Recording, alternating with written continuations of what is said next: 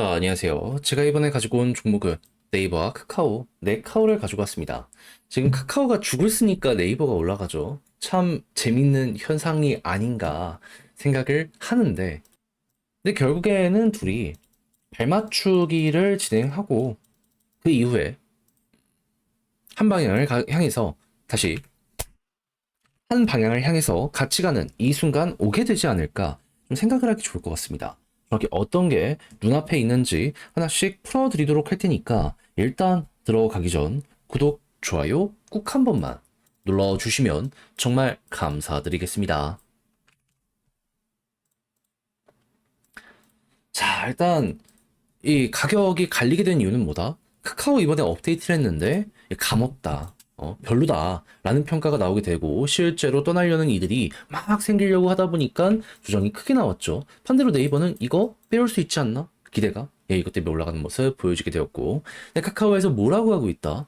불만 폭주에 무릎 꿇은 카카오 친구 탭 원상복귀 하겠다. 그러면 이거 빠르게 진행이 되면 회복도 크게 되지 않겠습니까?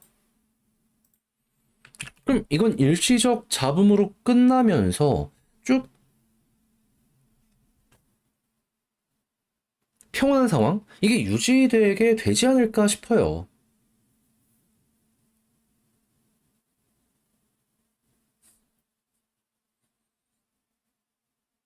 그럼 이제 그다음부터 이 가격에 영향을 줄 수 있는 내용들은 뭐가 있을까요? 뭐 AI 쪽부터 시작을 해가지고 그냥 증시 자체가 어떻게 되는지 이게 핵심이 되겠죠. 근데 AI 같은 경우에는 지금 어떤 소식 때문에 미국 증시가 올라가고 있다. 오픈 AI가 보통 그냥 검색으로만 끝나는 이런 경우가 많았는데 이제는 결제, 쇼핑으로 연결한다 이런 내용 나오게 되었습니다. 하다 보니까 쇼피파이 같은 경우도 그렇고 지금 여기 관련되어 있는 주식들이 죄다 올라가는 모습 보여주고 있어요. 그러면 네이버와 카카오는 이 모든 걸 직접 하고 있는 상황이기 때문에 AI 발전하면 외부에 있는 이 점유율을 끌어올 수 있는 요게 빨라지지 않을까라고 볼 수 있지 않겠습니까? 훨씬 더 파급력이 강해지게 될 수가 있는 거죠. 그럼 이제 증시 쪽으로 도움되는 내용이 어떻게 나오는지 이것도 봐야 되는데 이건 제가 시장 정리에 말씀드렸지만 그냥 금리 인하 관련해가지고 좋은 소식 들려오면은 나쁠 거 없겠구나라고 보시면 돼요. 그런데 지금 눈앞에 있는 내용이 뭐다? 결국 물가가 잡혀야 금리 인하가 될 거 아니에요. 근데 물가에 도움이 되는 에너지, 그 중에서도 가장 큰 석유 쪽 있죠. 오펙 플러스에서 증산한다라고 발표를 했습니다. 뭔 소리냐? 공급을 증가시켜가지고 석유의 가격을 떨구는데 일조하겠다? 그냥 대놓고 얘기한 거죠. 그러면, 이게 다양한 부분에 다 영향을 미칠 테니까 이 식품부터 해서 원자재 가격도 떨어지게 될 가능성이 있을 거고, 그러면 인건비는 그대로다라고 하더라도 나머지가 떨어지기 때문에 물가가 잡히는 데 있어서 되게 큰 도움이 되겠구나라고 생각을 할 수 있을 것 같습니다. 그럼 트럼프가 원하는 4에서 50달러 요게 유지가 된다면 그럼 이제 올해부터 내년까지 일단 최소 3회는 금리 인하를 하겠다라고 연준에서 이야기를 했잖아요. 이게 끝이 아니라 유럽에서 그랬던 것처럼 3% 아래까지 쭉 금리가 떨어지는 그게 미국에서 보여지게 될 가능성이 높을 거고 그럼 1월 1일부터 트럼프의 감세한도 시작이 되잖아요. 그러면 유동성 장세가 나오면서 코로나 때랑 똑같다. 돈 풀리는 만큼 올라가는. 네, 요게 이제 곧 나타나게 될 것이다라고 생각을 하며 그대로 밀고 나아가 볼 수 있을 것 같습니다. 그러면 이 성장주로 확실하게 분류가 되는 이 네이버와 카카오 같은 경우에는 여기에 힘입어서 계속 우상향할 가능성 높을 거고 그럼 금리 인하가 끝난다라는 이야기가 들려오기 전까지는 힘 이렇게 실리면서 한동안 계속하고 인하 끝이 보여진다. 그러면 과거 저점보다 높은 자리에서 이렇게 횡보하는 구간 만들어지게 될 수 있겠구나라고 보면서 편안하게 접근해 나갈 수 있을 것 같습니다. 한마디로 돈 풀리는 요 흐름만 잘 가게 된다면 요 상승은 예고편이다. 진짜는 이 이후에 나올 수 있다. 이거 먹으러 가볼 수 있게 되는 거죠. 그랬을 때 네이버는 지금 이때보다 시장이 풀려 있는 유동 현금이 훨씬 많은 상황이잖아요. 네, 그런데 쪼개기 상장도 거의 없기 때문에 저는 여기 장기적으로 노려볼 수 있지 않을까. 이게 다시 생각을 하고 있고요. 카카오 같은 경우에는 아무래도 쪼개기 상장을 너무 많이 했기 때문에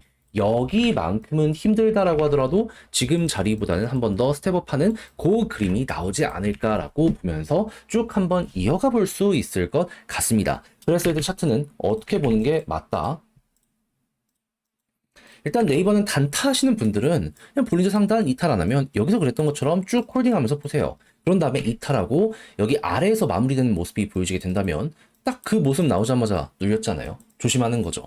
근데 반대로 타고 계속 올라가면 위에 뚜렷한 저항은 없는 상황이기 때문에 너무 과하게 걱정할 필요는 없고, 설령 이탈을 한다라고 하더라도 이 11선을 타고 올라가는 모습이나 21선을 타고 올라가는 모습이 보여지게 된다면 그때는 이전에 그랬던 것처럼 조금 더 올라가는 거 노려볼 수 있게 된다. 다만 21선 이탈하면 볼드 상단을 타고 가는 만큼 중앙선 이탈했을 땐 하단까지 갈 수 있거든요. 요거는 조심을 해보시면 좋겠습니다. 이거는 웬만하면 안 나오는 게 좋아요.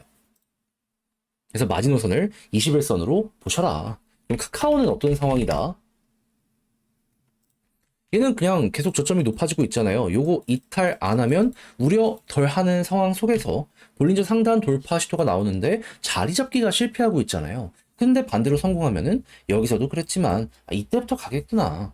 힘 모았으니 터지는 건 여기서 시작. 이런 식으로 해서 밀고 나아가 보시면 좋겠습니다. 그러면 지금 본 걸 바탕으로 글로 쓰며 영상 마무리 최종적으로 해보도록 하자면, 일단 네카오가 갈리고 있는데 서로 간에 발맞추기는 진행이 될 가능성이 높을 거다. 그럼 이 이후부터는 뭘 보는 게 좋다? AI 쪽 나오는 내용과 함께 이게 이제 성장성, 쇼핑, 화피는 이걸 생각하시면 됩니다. 추가적으로 유동성 장세, 금리 인하, 이 트럼프의 감세안, 요 시작되는 요거 생각하면서 미래 배율을 현재로 끌고 오는 성장주의 전형적인 특징 생각하면서 보시면 되고요. 그랬을 때 수급은 외국인 기관, 그리고 지지라인 같은 경우에는 아까 보여드렸던 21선이나 여기는 이전 저점, 그리고 올라간다라고 했을 땐 둘 모두 볼린저 상단을 돌파하면 지금은 쭉 갈 수 있는 요런 게 보여지고 있다. 밀고 나가 보시면 보는 데 있어서 크게 어려울 건 없을 것 같습니다. 자, 이렇게 하여 네커 봤는데 어떻게 여러분들께 도움이 되었을지 모르겠어요. 내용 마음에 들었으면 구독, 좋아요 눌러주시고요. 전 다음에 더 좋은 영상으로 다시 인사를 드리겠다라고 말씀드리며 마무리 짓도록 하며, 이상 주식 정리해드리는 주정남이었습니다. 끝으로 구독, 좋아요 눌러주시고요. 남은 시간 화이팅 하시고 내일 또 뵐 수 있었으면 좋겠습니다. 감사합니다.